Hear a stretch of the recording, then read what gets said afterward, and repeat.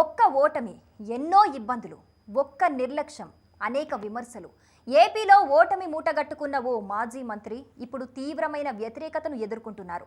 పదవిలో ఉన్నామని క్యాడర్ను నిర్లక్ష్యం చేస్తే పదవి పోయాక అదే క్యాడర్ ఎలా తిరుగుబాటు చేస్తోందో ఇప్పుడు ఆయన ఫేస్ చేస్తున్నారు. విద్య, వైద్యం, వ్యాపారం వంటి కీలకమైన రంగాల్లో ఎంతో అభివృద్ధి చెందిన నియోజకవర్గం అది. మరి అలాంటి చోట రాజకీయాలకు లోటుంటుందా? గోదావరి జిల్లాలోని ఓ ముఖ్య నియోజకవర్గంలో చోటు చేసుకున్న తాజా పరిణామాలు అక్కడి వైసీపీలో చిచ్చు రేపుతున్నాయి. ఏపీ మాజీ మంత్రి కొట్టు సత్యనారాయణకు వైసీపీ నుంచి తీవ్రమైన వ్యతిరేకత వ్యక్తమవుతోంది. నియోజకవర్గ క్యాడర్ మొత్తం ఎదురు తిరుగుతోంది. అధికారం ఉన్నప్పుడు తమను పట్టించుకోలేదని, ఆయన నిర్వాకం వల్లే పార్టీ దారుణంగా దెబ్బతిన్నదనే ఆగ్రహోజ్జాలలు క్యాడర్లో ఉప్పొంగుతున్నాయి. మాజీ మంత్రి మీద తిరుగుబాటు బావుట ఎగురవేసిన వైనం పశ్చిమ గోదావరి జిల్లా తాడేపల్లిగూడెం నియోజకవర్గంలోనే కాక ఏపీ వైసీపీలోనే ఇప్పుడు చర్చాంశంగా మారింది. తాడేపల్లి నియోజకవర్గం నుంచి 2024 ఎన్నికల్లో వైసీపీ తరపున కొట్టు సత్యనారాయణ కూటమి అభ్యర్థిగా జనసేన నుంచి బొలిశెట్టి శ్రీనివాస్ పోటీపడ్డారు. కూటమి అభ్యర్థి బొలిశెట్టి భారీ మెజార్టీతో గెలిచారు. మాజీ మంత్రి కొట్టు సత్యనారాయణ దారుణంగా ఓడిపోయారు. ఇక బొలిశెట్టి గెలిచిన దగ్గర నుంచి ప్రజల్లో ఉంటూ తన దగ్గరకు వచ్చిన ఏ ప్రజా సమస్య అయినా వెంటనే పరిష్కరిస్తూ దూసుకెళ్తున్నారు. ఇక వైసీపీ విషయానికొస్తే కొట్టు సత్యనారాయణ గత వైసీపీ ప్రభుత్వంలో డిప్యూటీ సీఎంగా దేవాదాయ శాఖ మంత్రిగా చేశారు. నియోజకవర్గంలో తనకంటూ ప్రత్యేకమైన గుర్తింపు తెచ్చుకున్నారు. ఇక మంత్రిగా ఉన్నప్పుడు ప్రతిపక్షాలపై వివాదాస్పదమైన వ్యాఖ్యలు చేస్తూ అప్పుడప్పుడు రాష్ట్రంలో సెంటర్ ఆఫ్ అట్రాక్షన్గా నిలిచారు కూడా. ఇంతవరకు బాగానే ఉన్నా 2024 ఎన్నికల్లో ఓటమి తర్వాత కొట్టు సత్యనారాయణ పరిస్థితి తారుమారైంది. సొంత పార్టీలోనే ముసలం పుట్టింది. కొట్టు అధికారంలో ఉన్నప్పుడు పార్టీలో ఉన్న సెకండ్ క్యాడర్ నాయకులను గాని, కార్యకర్తలను గాని అసలు పట్టించుకోలేదనే కోపం వైసీపీ శ్రేణుల్లో బలంగా ఉంది. స్వలాభం చూసుకున్నాడే తప్ప కార్యకర్తలను పట్టించుకోలేదని బహిరంగంగానే కొట్టును విమర్శిస్తున్నారు.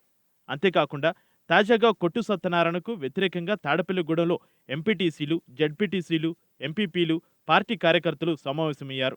ఏకంగా కొట్టు మీద తిరుగుబావుట ఎగిరేశారు. ఈ సమావేశానికి నియోజకవర్గం నుంచి ప్రజాప్రతినిధులు, వార్డు ఇన్ఛార్జీలు, ముఖ్య నాయకులు, కార్యకర్తలు సుమారు 300 మంది దాకా హాజరయ్యారు. గత 5 ఏళ్లలో మాజీ డిప్యూటీ సీఎం తమను మోసం చేశారని, పార్టీ కోసం, ఆయన గెలుపు కోసం కష్టపడి పనిచేస్తున్న వారిని పట్టించుకోలేదని వైసీపీ శ్రేణులు ఆవేదన వ్యక్తం చేశారు. పార్టీ కోసం ఆస్తులు అమ్ముకొని ఎంతో డబ్బు ఖర్చు పెట్టామంటున్నారు. చివరకు అప్పులపాలయ్యామని, ఇంత చేసినా తమను పట్టించుకున్న పాపన పోలేదన్నారు. అలాగే సొంత పార్టీ కార్యకర్తలమని కూడా చూడకుండా తమ వద్ద కూడా వసూలకు పాల్పడ్డారని, ఇది చాలా బాధాకరమని తీవ్రమైన ఆవేదన వ్యక్తం చేస్తున్నారు. ఈ క్రమంలో కొట్టు గనక వైసీపీ ఇన్ఛార్జిగా కొనసాగితే పార్టీకి భవిష్యత్తు ఉండదనే బలమైన వాదాన్ని వారు ముందుకు తీసుకొచ్చారు.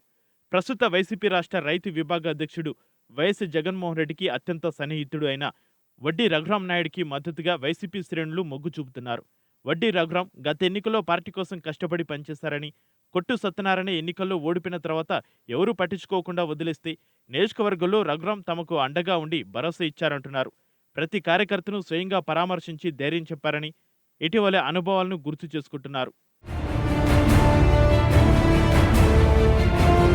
వడ్డీ రఘురాం నాయకత్వం ఉంటేనే తాడేపల్లిగూడెంలో వైఎస్ఆర్ కాంగ్రెస్ పార్టీకి భవిష్యత్తు ఉంటుందని, ఈ విషయాన్ని పార్టీ అధినేత మాజీ ముఖ్యమంత్రి జగన్మోహన్ రెడ్డి దృష్టికి తీసుకెళ్తామని పార్టీ క్యాడర్ ముక్కుమిడిగా చెబుతుండడం విశేషం.